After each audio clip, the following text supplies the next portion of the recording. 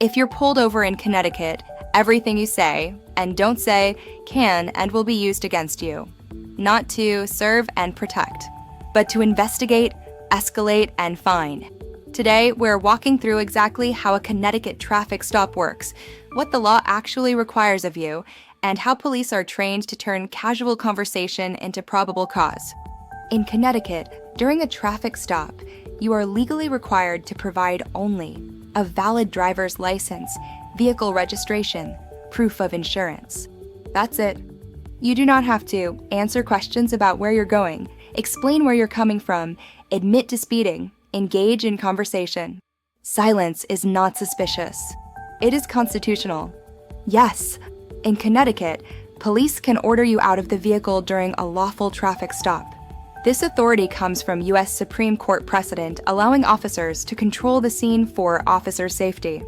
But, and this matters, getting out of the car does not mean you consent to searches or questioning. Comply with the order, not the conversation. Once you exit the vehicle, rolling the windows up and locking the doors is a smart defensive move. Why? Because police often claim they smelled marijuana. Odor claims are subjective and unverifiable locked doors remove plain smell access. In Connecticut, marijuana is legal in limited amounts, but police still use odor to justify searches. Locking the car protects you from that fishing expedition. Yes, if you are lawfully ordered to stand or sit in a specific location for safety reasons, you must comply. But again, compliance is not consent. You are obeying commands, not surrendering rights. One of the most important questions you can ask, am I being detained? Why does this matter? Because if you are not being detained, you are free to leave. If the officer says yes, they must have R.A.S. R.A.S. stands for Reasonable Articulable Suspicion. In Connecticut, a traffic violation is valid R.A.S. for the stop. It is not R.A.S. to prolong the stop. Once the purpose of the stop is complete, license checked, ticket issued, or warning given, the stop must end. Police often try to extend the stop by asking more questions, requesting consent to search, bringing in K-9 units. Unless they can articulate new R.A.S., the continued detention becomes unlawful. Ask clearly, what is your reasonable articulable suspicion to continue detaining me? The U.S. Supreme Court has ruled that traffic stops cannot be prolonged without additional R.A.S.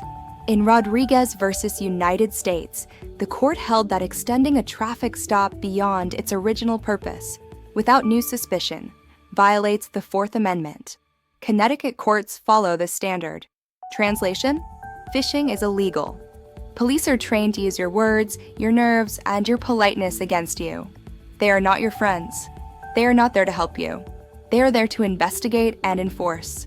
If you want deeper breakdowns of real police encounters, check out Lackluster, Audit the Audit, Long Island Audit, The Civil Rights Attorney. All excellent channels exposing how these interactions really play out. Backhand index pointing right at this video helped you. Hit like, subscribe, and ring that notification bell so you don't miss the next state breakdown. Stay calm. Stay silent. Stay free.